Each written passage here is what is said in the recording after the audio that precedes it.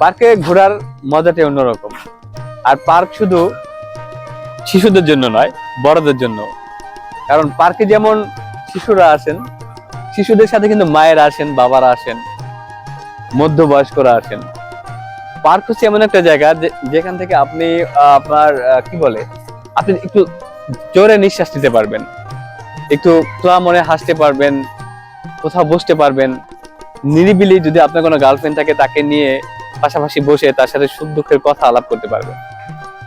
জীবন মানে শুধুমাত্র বন্ধু নয়, কাজ নয়, শ্রম নয়। জীবন মানে উৎসাহ, জীবন মানে নিজেকে প্রেজেন্ট করা, ঘোরা ফেরা, এনজয় করা।